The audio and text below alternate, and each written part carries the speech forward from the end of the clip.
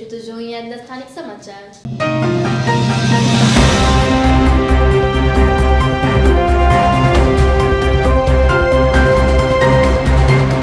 ક્ષત્રપ રાજવંશના સમયમાં લખાયેલા શિલાલેખોમાંથી સૌથી વધારે શિલાલેખ ભુજ કચ્છ મ્યુઝિયમ ખાતે આવેલા છે। ક્ષત્રપ રાજવંશના સમયમાં લખાયેલ શિલાલેખોમાંથી સૌથી વધારે શિલાલેખ ભુજના કચ્છ મ્યુઝિયમ ખાતે આવેલા છે। અહીં પ્રદર્શનમાં રખાયેલા 10 જેટલા શિલાલેખ અલગ અલગ સમયે કચ્છમાંથી મળી આવ્યા હતા અને આ શિલાલેખ કચ્છ મ્યુઝિયમને એક વિશેષ સ્થાન અપાવે છે।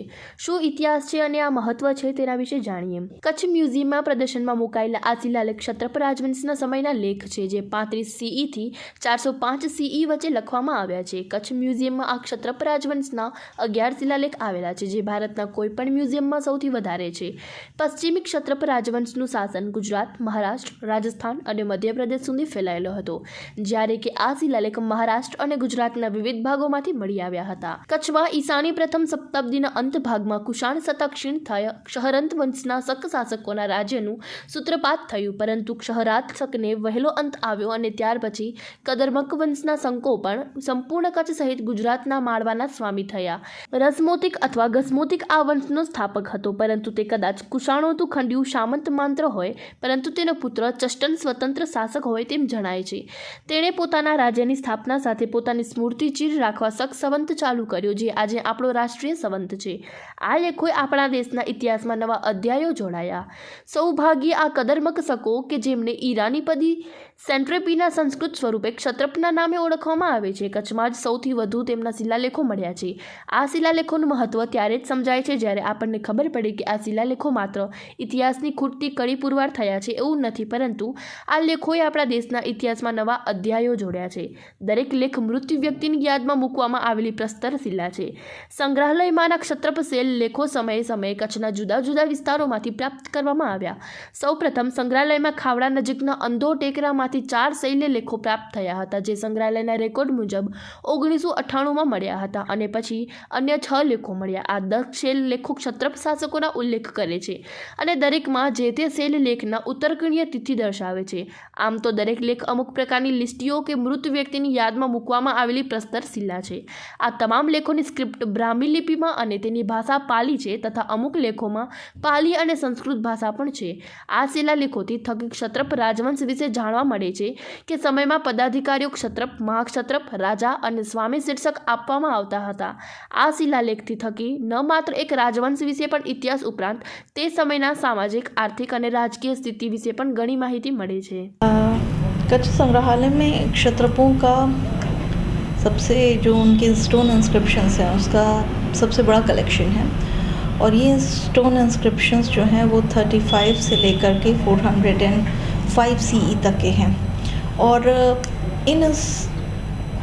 देखिए, कभी भी अगर हमें इतिहास को जानना हो, पॉलिटिकल सिचुएशन को जानना हो, सामाजिक स्थितियों को उस समय की जानना हो, अगर हम इतिहास पर दृष्टिपात करें तो सिक्के होते हैं, एपिग्राफिक मटेरियल होते हैं, ताम्रपत्र होते हैं, स्टोन इंस्क्रिप्शंस होते हैं।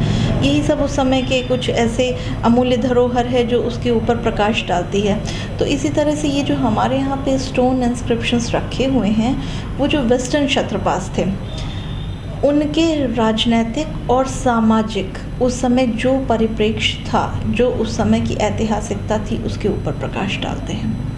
और कच्छ संग्रहालय में कुल 10 क्षत्रप स्टोन इंस्क्रिप्शंस हैं। जी मैम, जब बात की जाए तो ये जो क्षत्रप राजवंश था तो ये कहाँ से लेके कहाँ तक फैला हुआ था, और कच्छ में भी इसके इंस्क्रिप्शंस कहाँ से मिले हुए हैं? देखिए, हमारे क्षत्रपों के जो इंस्क्रिप्शंस हैं वो नासिक मतलब महाराष्ट्र और गुजरात 2 जगहों पे बहुत ज़्यादा पाए गए हैं, और गुजरात में भी जो है वो कच्छ में पाए गए हैं। जहाँ आपने पूछा कि उनका राज्य कहाँ तक फैला हुआ था, तो जब हम वेस्टर्न क्षत्रपास की बात करते हैं तो वो गुजरात, राजस्थान, मध्य प्रदेश इस एरिया में फैला हुआ था। और अगर हम नॉर्दर्न क्षत्रपास की बात करते हैं तो वो लोग पंजाब में रूल करते थे, इसलिए हम इन्हें वेस्टर्न क्षत्रपास कहते हैं।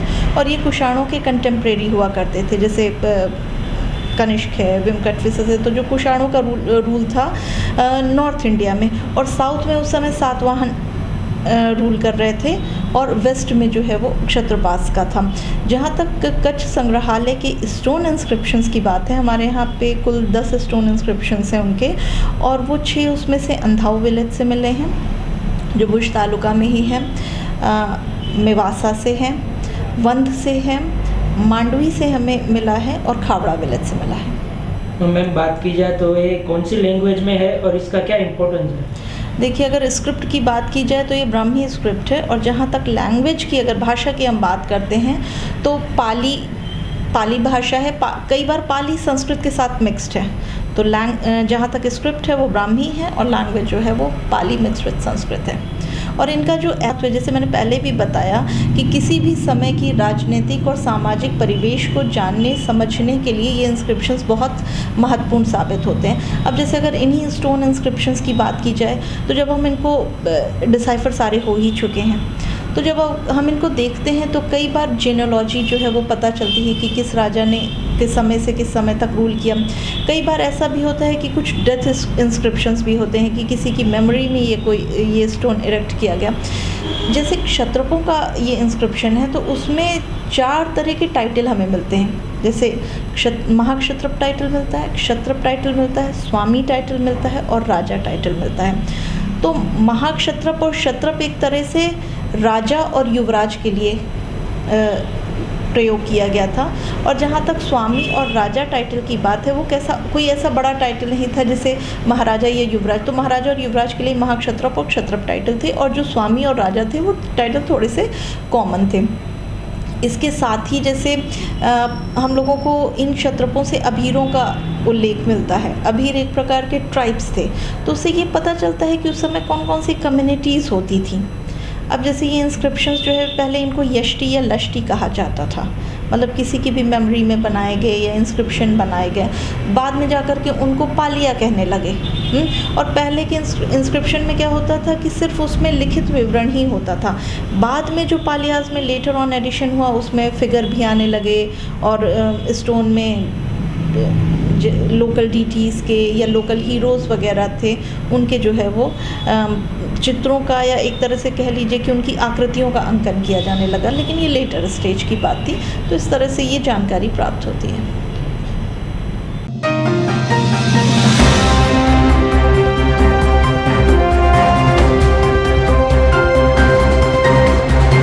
તો દર્શક મિત્રો, હવેથી આપ અમારા ન્યૂઝ અમારી યુટ્યુબ ચેનલ પર પણ જોઈ શકો છો। તો કચ્છના તમામ ન્યૂઝથી અપડેટ રહેવા માટે આજે જ સબસ્ક્રાઇબ કરો અમારી યુટ્યુબ ચેનલ હાઇલાઇટ ગુજરાત, તથા સબસ્ક્રાઇબ બટનની બાજુ પર રહેલ નોટિફિકેશન બેલ આઇકન પર પણ ક્લિક કરો, જેથી તમને નોટિફિકેશન મળે અમારી ડેઇલી અપડેટ્સના।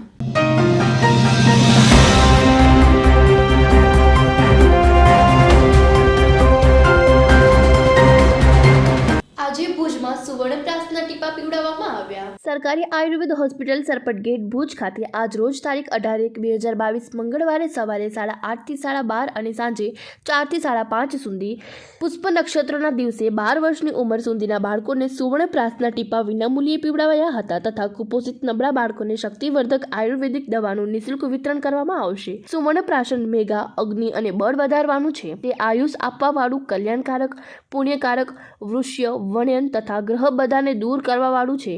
સુવર્ણ પ્રાશનથી બાળકનું રોગોથી રક્ષણ થાય છે અને તેને 6 માસમાં સુતતર બને છે, અર્થાત તેની સ્મરણ શક્તિ ખૂબ જ વધે છે, તેવું વૈદ્ય પંચમર્કમાં વર્ગ 1 સરકારી આયુર્વેદ હોસ્પિટલ દ્વારા જણાવવામાં આવ્યું હતું।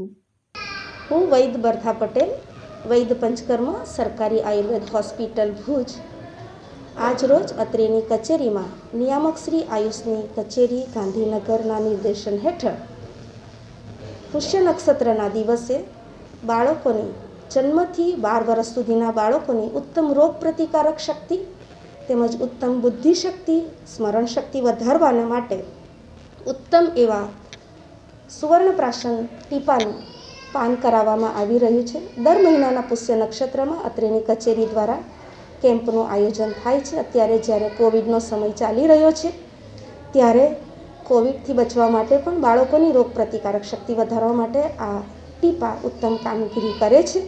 એની સાથે સાથે હોસ્પિટલમાં આવેલા દરેક દર્દીઓને માટે રોગ પ્રતિકારક શક્તિવર્ધક અને સ્પેશિયલી કોવિડમાં રક્ષણાત્મક રોગ પ્રતિકારક શક્તિવર્ધક ઉકાળાનું પણ પાન કરાવવામાં આવે છે. Thank you. અત્યાર સુધીમાં લગભગ 101 જેટલા બાળકોએ લાભ લઈ લીધો હશે અંદાજિત.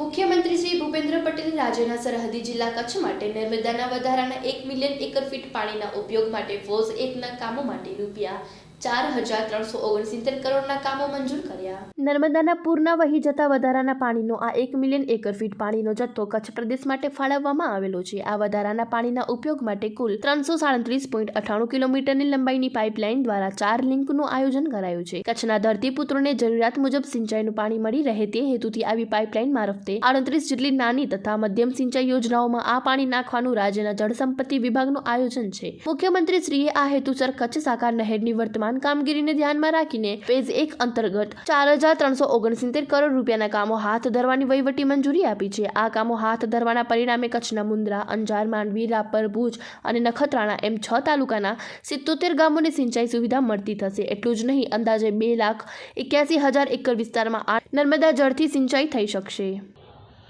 આજે એક આપણા માટે વહીવટી મંજૂરી 2006થી કરીને અત્યાર સુધીનો એક જેને કહીએ ને કે ટલ્લે ચડેલો પ્રશ્ન. વહીવટી મંજૂરી દરેક વખતે સિદ્ધાંતિક મંજૂરીની જાહેરાતો થયું છે.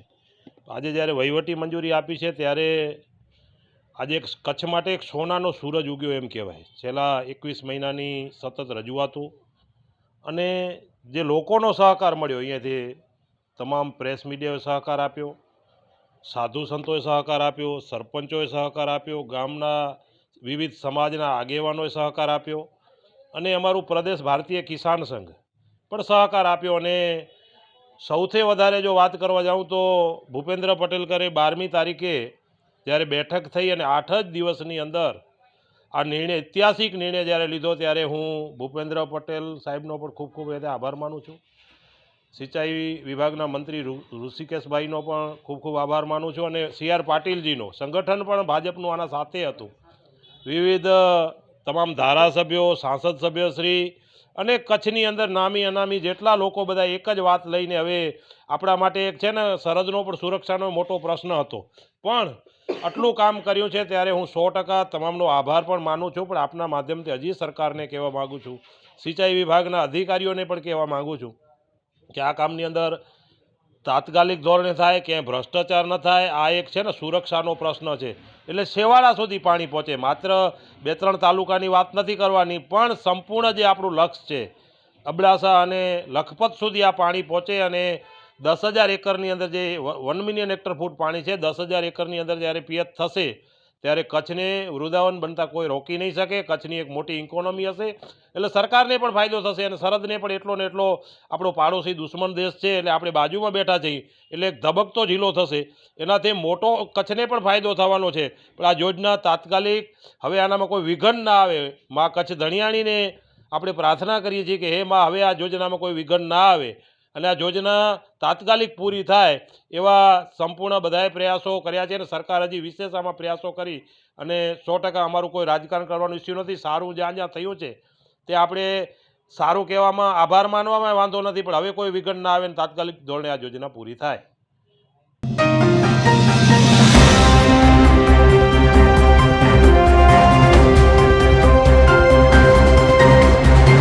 તો દર્શક મિત્રો, હવેથી આપ અમારા ન્યૂઝ અમારી YouTube ચેનલ પર પણ જોઈ શકો છો. તો કચ્છના તમામ ન્યૂઝથી અપડેટ રહેવા માટે આજે જ સબસ્ક્રાઇબ કરો અમારી YouTube ચેનલ હાઇલાઇટ ગુજરાત તથા સબસ્ક્રાઇબ બટનની બાજુ પર રહેલ નોટિફિકેશન બેલ આઇકન પર પણ ક્લિક કરો, જેથી તમને નોટિફિકેશન મળે અમારી ડેઇલી અપડેટ્સના.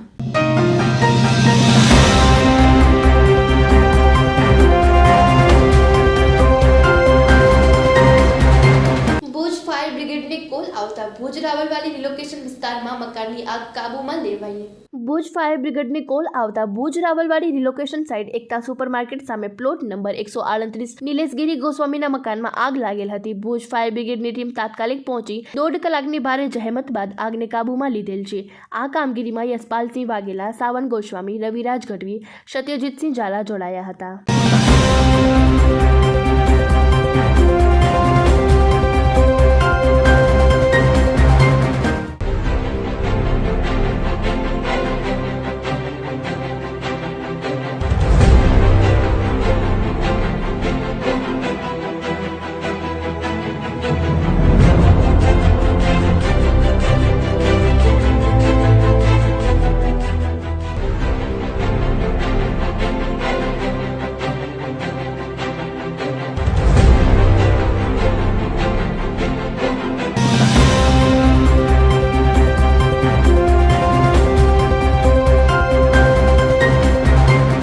દર્શક મિત્રો, અનંત ક્ષેત્રફળમાં ફેલાયેલું આપણું બ્રહ્માંડનો તો ન કોઈ શરૂઆત છે કે ન કોઈ અંત.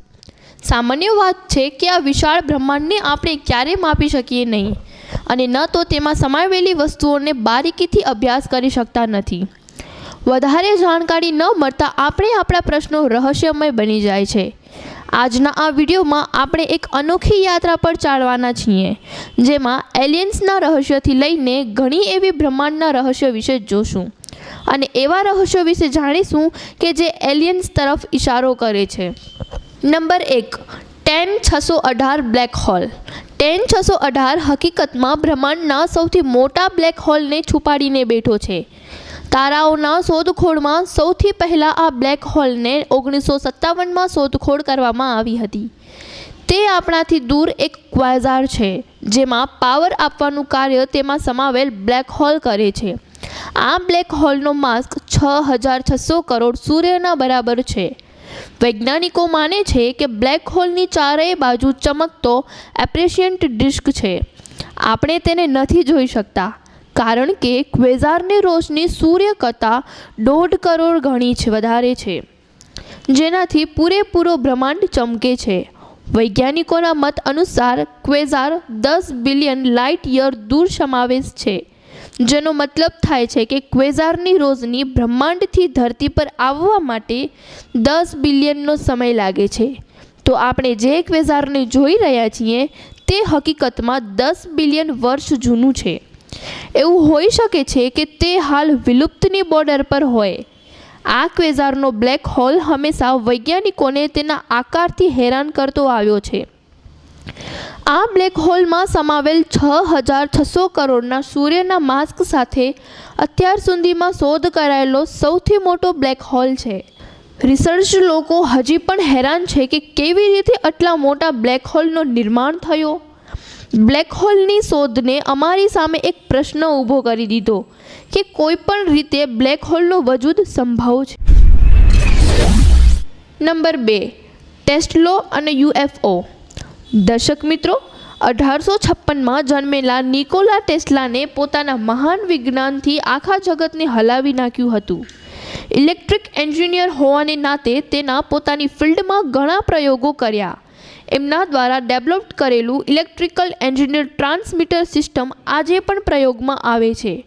સૌથી પહેલાં એક્સરે ફોટો ક્રેડિટ પણ તેમને જ જાય છે અને તે અકસ્માત ફોટોગ્રાફ હતા. તેમને લાગ્યું કે તેમનો સંપર્ક એલિયન્સ સાથે થઈ ગયો છે. જ્યારે એમના દ્વારા જ બનાવેલા રેડિયો રિસીવરમાંથી અવાજો આવવા લાગી, જે ટેસ્લાનું માનવું હતું કે તે અવાજો એલિયન્સની છે. જ્યારે તેને પૂછવામાં આવ્યું કે આવનારી સદીમાં સૌથી મોટી ખોજ શું હશે, ત્યારે તેઓએ જવાબ આપ્યો કે ખોજ આજ સુધીમાં થઈ ગઈ છે. ટેસ્લાના આ જવાબ સાંભળીને બધા જ હેરાન હતા. નંબર 3, UFO અને ગોર્ડન કોપર. ગોર્ડન કોપર એક અમેરિકાના સાયન્ટિસ્ટ હતા, જેનો વર્ષ 1963માં મર્કેનિટ મિશનમાં છેલ્લા સ્પેસ ફ્લાઇટમાં ભાગ લીધો હતો. વર્ષ 1970માં નાસા છોડીને તેને પૂરી જિંદગી UFO જેવી શોધખોળમાં વિતાવી નાખી. એક ઇન્ટરવ્યૂમાં તેમણે જણાવ્યું કે વર્ષ 1951માં જર્મનીની યાત્રા દરમિયાન તેમણે લગભગ 100 UFO જોયા હતા. એમનું માનવું હતું કે એલિયન્સ યુએફઓની મદદથી ધરતી પરના પ્રયોગોની જાણકારી મેળવવા માટે આવતા હોય છે. તેઓએ એ પણ જોયું કે એલિયન્સની ટેકનોલોજી માનવીની ટેકનોલોજી કરતાં વધારે સારી છે. ગોર્ડન કોપરને આશા કરી રહ્યા હતા કે આ તરફ અમેરિકા સરકારનું ધ્યાન આ ઘટના તરફ ખેંચાશે અને સરકાર આ ઘટના તરફ શોધખોળ કરશે, પરંતુ આવા એક પણ કદમ સરકારે ન ભર્યા. વર્ષ 2007માં તેમની મૃત્યુ થઈ ગઈ, પરંતુ એલિયન્સ અને યુએફઓને જોવા માટે દાવો કરનાર તે એકમાત્ર માનવી ન હતા. Number 4. UFO and Vladimir Kovalyonok. Space ફ્લાઇટના તે ક્રૂ મેમ્બર હતા. પોતાના અંતરિક્ષ યાત્રા દરમિયાન તેમને સ્પેસની બહાર ચપટા આકારમાં એક ફરતું ઓબ્જેક્ટ જોયું, જે આગળની તરફ ફરતું હતું. થોડા આગળ ફરતા તે ફરતી ચીજના જોરદાર ધમાકો થયો. આ ધમાકામાં પીળી રોશની સાથે તેનો અંત થઈ ગયો. ત્યારબાદ બીજા બે તેવા જ ઓબ્જેક્ટને જોયા, જે પાછળની જેમ જ ધમાકો થઈને અંત થઈ ગયા. અંતરિક્ષથી પાછા ફરતી વખતે તેમણે સફેદ ધુમાડાઓ જોયા, જ્યાંથી યુએફઓ પસાર થઈ રહ્યા હતા. ધરતી પર આવ્યા પછી તેમણે જણાવ્યું કે ત્યાં જોવા મળતા ઓબ્જેક્ટનું કદ માનવીની આંગળી જેટલું હતું. નંબર 5. રહસ્યમય રેડિયો સિગ્નલ. પાછલા ઘણા દશકોથી રેડિયો સિગ્નલ આર્કોલોજિસ્ટને હેરાન કરતા આવ્યા છે. હાઈ એનર્જીના રેડિયોથી એનર્જી ઘણા તારાઓના બરાબર હોય છે અને પલભરમાં જ આ એનર્જી ખત્મ થઈ જાય છે. આ સિગ્નલ કોઈ સુદૂર અંતરિક્ષના ખૂણાથી આવે છે અને તે આજ સુધી એક રહસ્ય છે. 2007માં ઓસ્ટ્રેલિયા પાર્ક ટેલિસ્કોપથી મળેલા ટાઈના આધાર પર જાણવા મળ્યું છે કે આજ સુધી 20 એવા સિગ્નલ ડિટેક્ટ કરવામાં આવ્યા છે. રેડિયો સિગ્નલના રહસ્યોએ જ્ઞાન જગતને ફરી એકવાર હેરાન અને પરેશાન કરી નાખ્યું હતું. મેક્સિકો રિકોવર યુરોપના ટેલિસ્કોપથી અંદાજો લગાવી શકાય છે કે આ સિગ્નલ 2.5 બિલિયન લાઇટ યર કોઈ અંજાણ બ્રહ્માંડથી આવે છે. જો ભવિષ્યમાં આપણે રેડિયો જાણવામાં સક્ષમ થયા તો આવનારો સમય અંતરિક્ષ વૈજ્ઞાનિકો એક નવી દિશા સૂચવે છે. નંબર 6. NASA twin study. વર્ષ 2015ની આજુબાજુ એક સ્ટડી સેન્ટર કરાવ્યું એ જોવા માટે કે અંતરિક્ષ પર માનવીના રહેવાથી માનવીના આરોગ્ય ઉપર શું અસર થાય છે. આ સ્ટડીમાં ટ્વિન્સ એટલે કે જુડવા ભાઈઓ અથવા જુડવા બહેનોને ભાગ લેવાનો હતો. હવે તમે વિચારતા હશો કે જુડવાઓને જ શા માટે? તો હકીકતમાં જુડવા ભાઈઓ તથા બહેનોને જેનેટિક મટીરિયલ એકબીજાથી મળતું હોય છે. એવો પ્રયોગ જેમાં બે માનવીને અલગ અલગ પરિસ્થિતિમાં રાખીને તેના શરીરમાં થતા બે અલગ અલગ બદલાવને જોઈ શકાય છે. તો તેમાં જુડવાને વધારે મહત્ત્વ આપવામાં આવે છે, કારણ કે જુડવાઓના શરીર એક સમાન જ હોય છે. તો પ્રયોગ કરવાથી સેમ આવે છે. એવા પ્રયોગ માટે બે જુડવા ભાઈ માર્ક અને સ્કોટ બેલીને પસંદ કરવામાં આવ્યા. 27 માર્ચ 2015થી લઈને 2 માર્ચ 2016 સુધી સ્પેસ સ્ટેશનમાં રહેવા અને કામ કરવા માટે મૂકવામાં આવ્યા અને માર્ક બેલીને તે પૂરા પ્રયોગ દરમિયાન ધરતી પર જ રહ્યા. પ્રયોગથી પહેલાં વૈજ્ઞાનિકોએ પહેલાં અને પછી તેમની ટીમ દ્વારા તેમનું રિસર્ચ કર્યું. એમનું મુખ્ય ધ્યેય હતું આરોગ્ય ઉપર અભ્યાસ કરવું, સાથે સાથે બંનેના વર્તમાન બદલાવને જોવું અને જાણવું. રિઝલ્ટ આવ્યું અને જાણવા મળ્યું કે બાકીના બદલાવ સિવાય અંતરિક્ષમાં રહેનાર ભાઈ કોર્ટ બેલીના સેલ્સના ક્રોમોસેલમાં પણ ચેન્જીસ હતા. નાસા ઉમ્મીદ કરી રહી હતી કે મંગળ અથવા ચાંદમાં માનવી મિશન દ્વારા આ પ્રયોગ ખૂબ જ મદદરૂપ સાબિત થશે. નંબર 7. 2008 TC-3. રિસર્ચર્સ અને આર્કોલોજિસ્ટ હંમેશા પોતાની નજર આકાશ તરફ રાખતા જ હોય છે, એ વિચારીને કે કોઈ એવું ઘટક ન આવી જાય જે ક્ષણભરમાં જ ધરતીને તહસ નહસ ન કરી નાખે. બસ એ જ પ્રકારે જે સદીઓ પહેલાં એક આર્કોલોજિસ્ટે ધરતીથી ડાયનાસોરનો વજૂદ જ ખત્મ કરી નાખ્યો હતો. 2008 TCના ક્રેશમાં આર્કોલોજિસ્ટને ધરતીથી ટકરાવવાની ભવિષ્યવાણી પહેલાં જ કરી નાખી હતી અને તે સાચું પણ પડ્યું. વર્ષ 2008માં રાતના કંઈક 7 વાગ્યાના અરસામાં તે ઉડાનનું આંખ બળતા એસ્કલોનના કારણે ચમકી ઉઠ્યા. જ્યારે એસ્કલોન વાયુમંડળમાં ઘૂસ્યા તો ત્યારે તેના ઘણા ટુકડાઓ થઈ ગયા. ત્યારબાદ તે ન્યુબિયન રેગિસ્તાનમાં જઈને પડ્યા. ખાસ વાત તો એ હતી કે તેની શોધ વચ્ચે 20 કલાક પછી તે ધરતી પર આવીને પડ્યા. નંબર 8. ચિક્સક્લબ ક્રિએટર.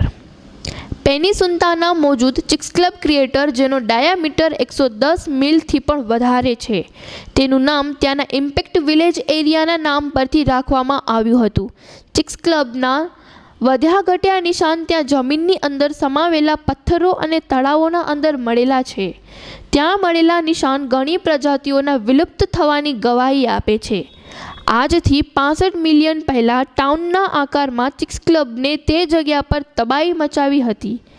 એસ્ટ્રોના ઇમ્પેક્ટથી 100 મિલિયન જેટલી ઉર્જા ઉત્પન્ન થઈ હતી. જોરદાર ભૂકંપ, વેવ અને સુનામીથી પહેલાંની સમયની પ્રજાતિઓ લુપ્ત થઈ ગઈ હતી. ચિક્સક્લબ ક્રિએટર ત્યાં સુધી અજાણ્યો રહ્યો જ્યાં સુધી 1978માં તેની શોધ ન થઈ. આ સમયમાં કોમ્પ્યુટર દ્વારા આ એકલોસ્ટને અંદાજો લગાડવામાં આવે છે. અહીં ઘણા રિસર્ચ તે જાણી રહ્યા છે કે કેવી રીતે આ એક્સક્રેસને ધરતી પર જીવન તબાહ કર્યું, કેવી રીતે ડાયનોસોરની વિલુપ્તિ અને માનવીઓનું આગમન થયું. વૈજ્ઞાનિકોના અનુસાર આવા ઇમ્પેક્ટ હોવાના મોકા 2 મિલિયન વર્ષમાં એકવાર થાય છે. Number 9. Hercules Corona Borealis Great Wall. November 2013માં હિર્કલ્સકોરના બોરેલિયસ ગ્રેટ વોલ નામના એક મેગા સ્ટ્રક્ચરને શોધવામાં આવ્યું, જેમાં કરોડોની સંખ્યામાં ગેલેક્સી ગુરુત્વાકર્ષણથી જોડાયેલું હશે. તેનો ફેલાવ 10 બિલિયન લાઇટ યર વર્ષના દૂરના દાયરામાં હશે. આમ તો 10 બિલિયન લાઇટ યર દૂર એટલું જ અંતરે હશે જેટલું પ્રકાશ 10 બિલિયન લાઇટ યર દૂર જ નક્કી કરે છે. પ્રકાશની ગતિ 3 લાખ કિલોમીટર પ્રતિ સેકન્ડે હોય છે. તો જરા તમે વિચારો કે દર સેકન્ડે 3 લાખ કિલોમીટર ચાલવા પરથી પણ 10 બિલિયન વર્ષો લાગી જશે. નંબર 10. ચાંદ ઉપર પાણી, વોટર ઓન મૂન. નાસાના વૈજ્ઞાનિકોએ ચાંદ ઉપર પાણી ગોતવામાં સક્ષમ થયા હતા. યુનિવર્સિટીની એક ટીમે નાસાની ટીમને ત્યાં પાણી હોવાના સબૂતો આપી ચૂકી છે અને પાણી હોવાના પાક્કા પુરાવા આપ્યા ભારત દ્વારા વર્ષ 2008માં લોન્ચ થયેલા ચંદ્રયાનને. ચંદ્રયાને બરફ કેદ કર્યું. ચાંદ ઉપર રહેલ બરફ ઉત્તર અને દક્ષિણના સૌથી ઠંડા અને અંધારાવાળા જગ્યા ઉપર સંકોચિત છે. ઉત્તર દિશા ઉપર બરફ વિખેરાયેલા છે અને દક્ષિણ દિશા ઉપર સંકોચિત છે. ચાંદ ઉપરના આ ખૂણાઓના તાપમાન ક્યારેય -155 ડિગ્રી સેલ્સિયસથી આગળ નથી જતું. પાણીનું હોવાનું સબૂત એક બહુ મોટી વાત છે, કારણ કે જો માનવી ચાંદ ઉપર રહેવાનું વિચારે છે તો તે ખૂબ જ મદદગાર સાબિત થઈ શકે છે. તો દર્શક મિત્રો, આ હતા આજના બ્રહ્માંડના રહસ્યો.